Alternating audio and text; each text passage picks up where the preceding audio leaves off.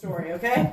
Here's you telling the story. Totally. So, my boyfriend Ryan is in this band with me, and I'm lead singer, and then there's True. True's a cokehead, I'm sorry, he's a caffeine addict. He drinks a lot of coffee, and he's an alcoholic.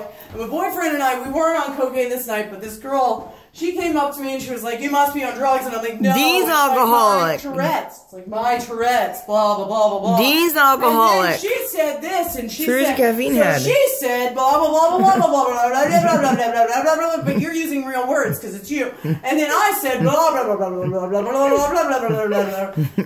And then blah blah blah blah blah blah blah blah blah blah, and then I got kicked out by the bartender, and there's the punchline because he said, "Screw you, bitches," you know.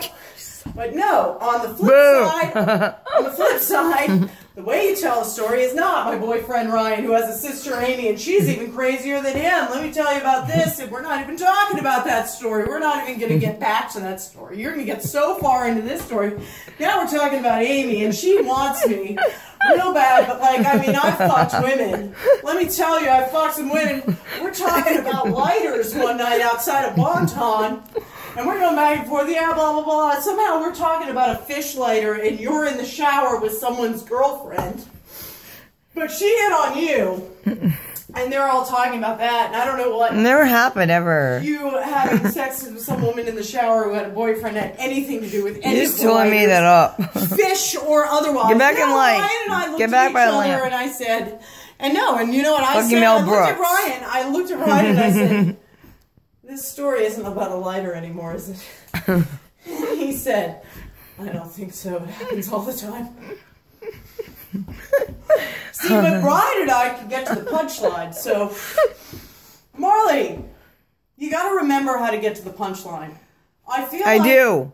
No, you don't. You forgot. As chief. You forgot how... As chief at the Leaf. Well, you can do it with Chief at the Leaf, but you can't do it with anyone else. It's a running joke how I eventually get to it, and it's a running joke that he makes all the time, actually. Because you never do. No, I do, and that's the joke he makes. But you know, I saw he says I always somehow get back to my point. Yeah, the joke he's really making is you're taking exceedingly longer every time to get back. But I always get. He's also saying, Marley. But I do get to it Marley, in the end. Yeah, you do get to it. But Marley, you know what he's really saying?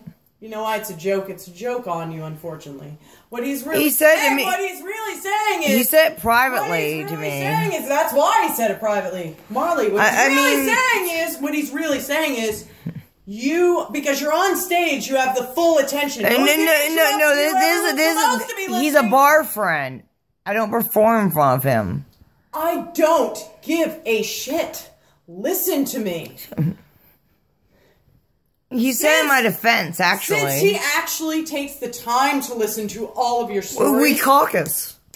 Hey, that man has the attention span of a fucking freight train if he's able to. Well, he is Native American. What he's saying to you, Marley, is that you are taking exceedingly longer and longer to actually get to the punchline, to the point where, yes, you can still get back to the punchline, but Marley, no one wants to hear your damn stories at all, period, anymore, because no one can put in the freight train of fucking concentration it takes to listen to you long enough to get to it. Please ask your damn cigarette, Dennis Leary.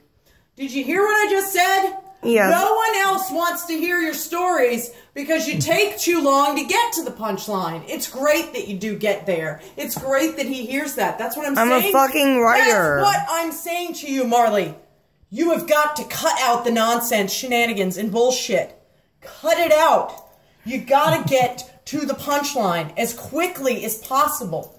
If you want people to listen to you and admire what you're saying and your work again. Your work is nothing but psychobabble, cuckoo nonsense. You don't care my work. And a punchline that was actually funny, but it would have been funny fucking 20 minutes before you got Quote my psychobabble work, for fuck's sake.